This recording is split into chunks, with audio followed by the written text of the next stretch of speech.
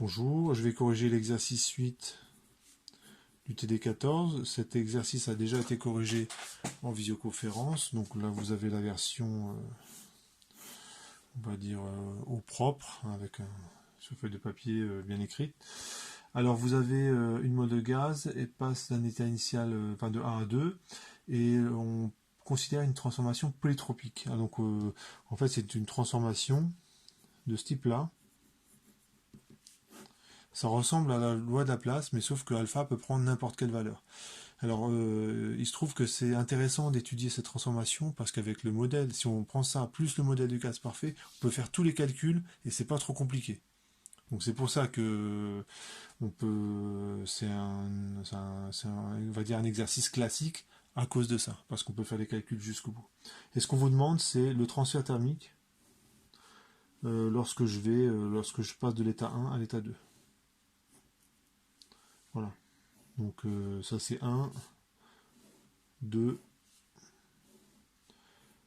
Donc ça modéliserait par exemple un piston qui n'est pas très bien calorifugé par exemple. Où alpha serait différent du coup différent de gamma. Et d'ailleurs on verra que si on choisit bien la valeur de alpha, on peut même décrire une isotherme. Alors le transfert thermique, c'est le transfert d'énergie qui ne se voit pas. Donc c'est vrai que dit comme ça, c'est très embêtant de le calculer, puisqu'on ne le voit pas. Mais en fait, on peut le déduire par différence entre des choses qu'on peut mesurer ou qu'on peut voir très distinctement. C'est par exemple un piston qui bouge, on peut mesurer la force, le déplacement, et calculer le travail des forces de pression. Donc je vais utiliser cette formule, vous reconnaissez une partie du premier principe, delta U égale W plus Q, donc Q égale delta U moins W. Delta U c'est NR sur gamma moins 1, T2 moins T1. Voilà, ça c'est pourquoi, parce que c'est un gaz parfait. Moins le travail, donc c'est l'intégrale de 1 à 2, de moins P extérieur D de V. Donc là j'ai simplement, je peux écrire cette formule les yeux fermés. Et la première chose que je fais, c'est que je dis que P extérieur, c'est égal à P.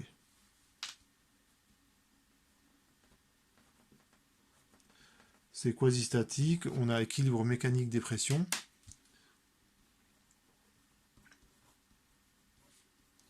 Alors j'aurais pu calculer à part le travail. Je vais, on va dire bêtement recopier ce terme-là. Je vais le recopier en fait jusqu'au bout et je vais faire ce calcul-là à côté. On a ceci. Et là maintenant, je vais pas utiliser la loi des gaz parfaits. Ça sert à rien parce que si je remplace, je vais être vite bloqué parce que ce qui va se passer, c'est que la température, je pourrais pas la sortir de l'intégrale. Pourquoi? Parce que avec une transformation polytropique, a priori la température varie et donc il faut laisser cette variable dans l'intégrale et en fait on se rend compte qu'on peut plus avancer. Donc là il faut vraiment que j'utilise le fait que la transformation soit polytropique. De toute manière, il faut bien l'utiliser à un moment ou à un autre dans cet exercice. Et là, j'écris ceci. Donc ça a l'air, dit comme ça a l'air de rien, ça a l'air complètement évident. Si je dis que PV alpha égale constante, et ben PV alpha ça vaut P1 V1 exposant alpha et ça vaut aussi P2 V2 exposant alpha. Puisque c'est une constante, ça a la même valeur au début et à la fin. Donc, à tout moment, je m'autorise à remplacer la constante, soit P1 V1 exposant alpha, soit P2 V2 exposant alpha. Donc, d'une ligne à l'autre de calcul, je n'hésiterai pas à le faire. Et ça va. Et simplement en pensant à ce truc-là, en fait, ça simplifie énormément les calculs. Alors, je continue. Q égale NR sur gamma moins 1 T2 moins T1 plus l'intégrale de 1 jusqu'à 2. Alors, je remplace la pression, donc c'est P1 V1 exposant alpha sur V exposant alpha d de V. Bon ben là, maintenant on rentre dans une phase un peu technique. Je recopie ce terme-là. La constante, je la sors. Il faut que je trouve une primitive de d de V sur V exposant alpha. Alors, une primitive, c'est V exposant 1 moins alpha. Alors, comment je sais ça? V exposant alpha, on peut voir ça comme V exposant moins alpha. Et une primitive de quelque chose exposant moins alpha, bah j'augmente d'une unité l'exposant, donc c'est correct. En plus, on remarque que c'est homogène, hein. D de V sur V exposant alpha, c'est bien homogène à V exposant 1 moins alpha. Il faut ajuster la constante pour que quand je redérive, je retombe bien sur la bonne valeur D de V sur, enfin, 1 sur V exposant alpha. Donc normalement, il faut que je fasse ceci. Et les 1 et 2, je précise, c'est de V1 à V2. Alors, je continue le calcul ici. Le transfert thermique. Donc, je recopie ce terme-là. T2 moins T1 plus P1 V1 exposant alpha. 1 moins alpha, je le sors. Et donc, j'ai V2 exposant 1 moins alpha moins V1 exposant 1 moins alpha. Et c'est là que je vais m'autoriser à le P1V1 exposant alpha. Lorsque je vais le rentrer, le distribuer dans la parenthèse, en fait, va devenir P2V2 exposant alpha pour le premier terme, et je vais laisser P1V1 exposant alpha pour le deuxième. Donc là, il y a une petite astuce, je vais le noter ici, hein. Je rappelle que P1V1 exposant alpha égale P2V2 exposant alpha. J'utilise ça, ça me donne... Quand vous pensez à ça, en fait, plutôt si on n'y pense pas, ça rallonge un petit peu les calculs.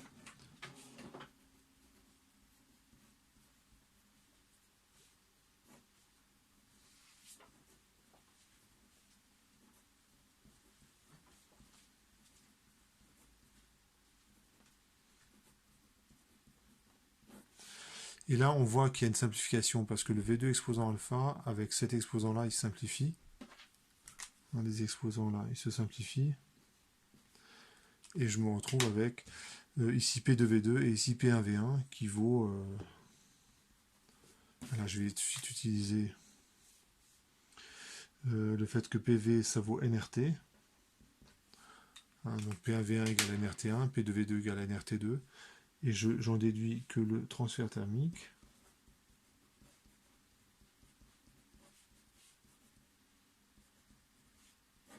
Donc P2V2, c'est NR T2 moins NR T1. Et donc j'arrive enfin au résultat. C'est NR, donc le T2 moins T1, je peux le mettre en facteur, le NR aussi. Non, je vais le mettre ici.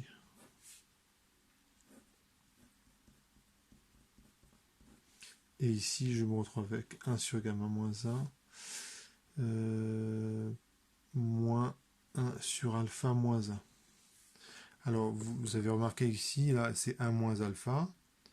Le 1 moins alpha, je le transforme en alpha moins 1, et je mets un moins devant. Alors, pourquoi j'ai fait ça? C'est que comme ça, ces deux termes-là, ils se ressemblent. Voilà, mais c'est juste...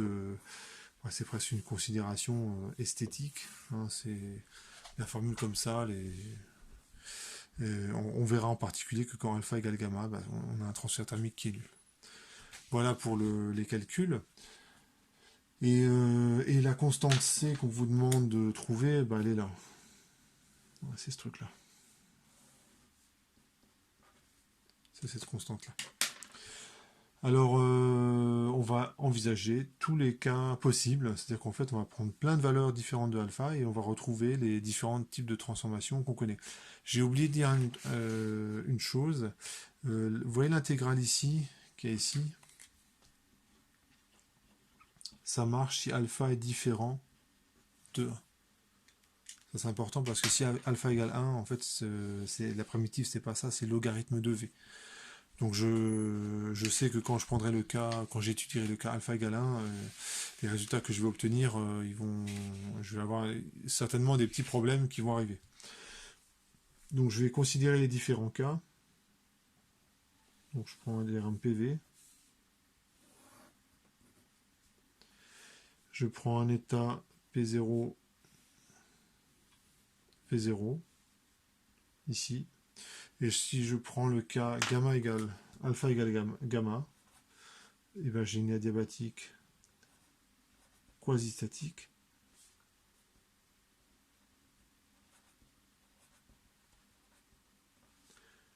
Et normalement, je dois avoir un transfert thermique qui est nul, effectivement, hein, lorsque alpha égale gamma, ce terme il est nul, donc tout va bien.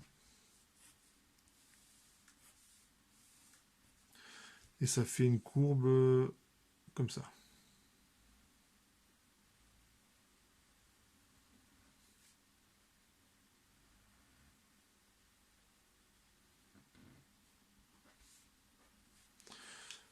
C'est la diabatique quasi-statique. Si je prends alpha égale 0, si je prends alpha égale 0, donc ça veut dire que j'ai PV alpha,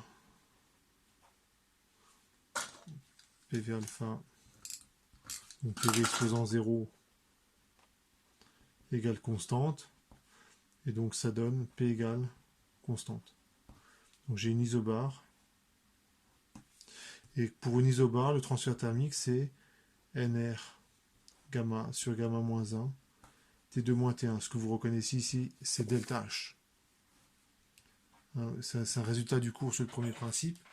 Lorsque, le résultat exact, c'est pour un système évoluant entre deux états d'équilibre thermodynamique interne, avec la même pression dans l'état, une évolution monobar, donc c'est la pression extérieure qui est constante, et bien le transfert thermique, c'est la variation de l'enthalpie. Voilà, donc quand c'est isobar c'est plus fort que monobar, ça marche aussi évidemment, hein. Et Q, on retrouve que ça doit être égal à delta H, et on vérifie. Lorsque alpha égale à 0, ça fait 1 sur gamma moins 1 plus 1. Vous faites le petit calcul, c'est exactement ce qui est écrit là. Donc tout va bien.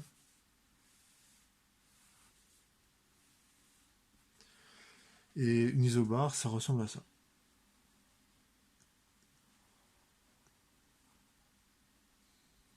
Voilà. Maintenant, je vais considérer le cas où je vais prendre alpha égale l'infini.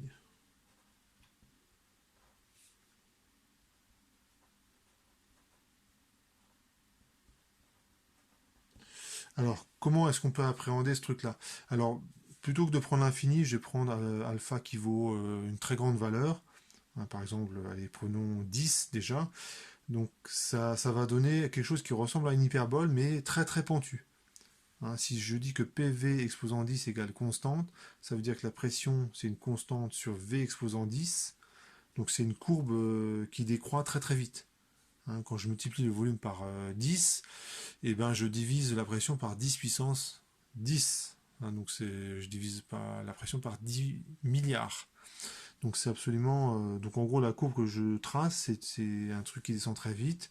Et si au lieu de prendre un exposant 10, je prends un exposant 20, 30, enfin aussi grand que je veux, eh bien je me retrouve avec une transformation qui est isochore. La transformation très pentue comme ça, à la limite où l'exposant tend vers l'infini, c'est une évolution isochore.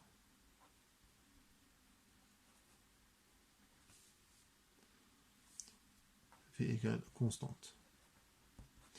Et le transfert thermique, ça vaut delta U, ça vaut NR sur gamma moins 1, T2 moins T1.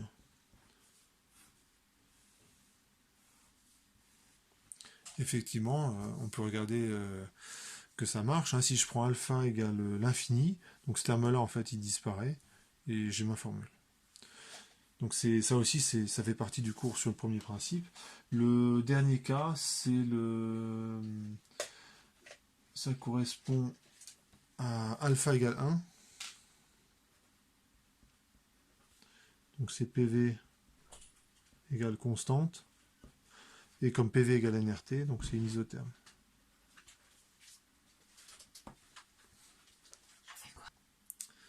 Donc pour l'isotherme, alors le transfert thermique est non nul pour une isotherme.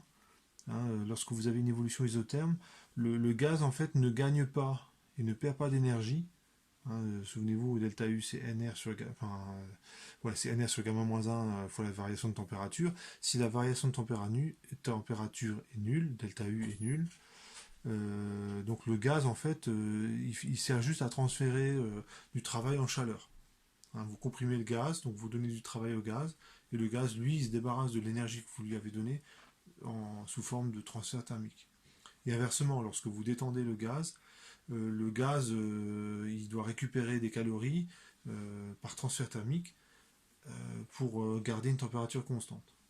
Et quand vous regardez la formule, c'est là qu'il y a un petit problème, hein, je vous l'avais dit, hein, lorsque alpha est égal à 1, ce calcul-là, il est pris en défaut. Donc voilà, le problème, il n'a pas disparu, il réapparaît. Lorsque alpha égale 1, on a une forme indéterminée. T2 moins T1 est nul, et ce truc-là, c'est 1 sur 0.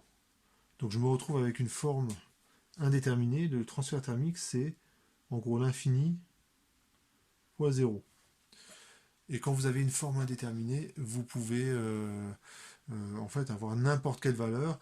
Donc la bonne expression, donc je ne vais pas l'écrire ici, mais c'est dans le cours sur le premier principe, c'est moins nRT logarithme de V2 sur V1. Donc voilà, on n'a pas cette expression parce que on n'a pas traité en particulier ce cas-là. Donc je vais juste tracer la courbe. Ça va donner une évolution qui est comme ça, qui est moins pentue que la diabatique.